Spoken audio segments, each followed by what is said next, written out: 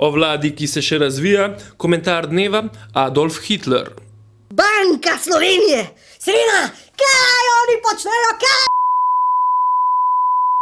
Spoštovane gledalke, cenjeni gledalci, opravičujemo se za izpad našega rednega komentatorja. Po menjavi 3 srajc in 2 mentalitet. O vladi, ki se še razvija, komentar dneva Rado Pezdir. Zaenkrat največja značilnost predsednika vlade in njegovega finančnega ministra je zagotovo, da kot po tekočem traku proizvajata in predstavljata najrazličnejše predloge. Zelo običajno je, da do tega prihaja v povprečju 2-krat na teden, na kar se, kot po pravilu zaradi odpora strokovne in širše javnosti, te ideje odmaknejo v pozabo. Skoraj zadnji predlog je tako tisti o državnem financiranju tveganih podjetniških idej preko sklada tveganega kapitala. Pustimo ob robu debato, ki očitno nihče ne sliši prav rad. Namreč, ali so subvencije sploh učinkovite ali zgolj prerazdeljevanje. Vprašajmo se raje o smiselnosti tovrstnega ukrepa. Obstajajo vsaj 3 pomisleki.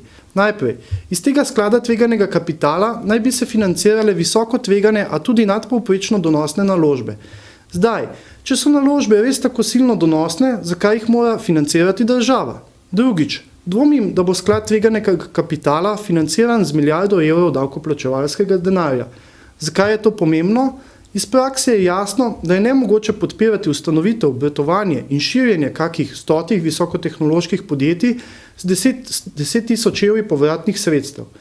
In tretjič, zaenkrat naj bi bili cilji teh povratnih sredstev dvigniti raven slovenske dodane vrednosti na evropsko raven. To je nekako zelo izmuzljiv kazalec uspeha. V primeru, da bi hoteli, da se državni denar učinkovito obrne, in če so te naložbe res tako zelo donosne, zakaj država ne bi namesto iz nekih izmuzljivih ciljev raje zahtevala denimo 30% letni donos na vložena sredstva.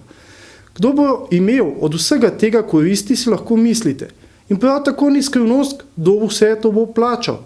Bizarno je le to, da vlada preizkuša ukrepe, ki so nesmiselni in je celo tako zelo zmedena, da niti ne prepozna stranpoti lastne ekonomske politike.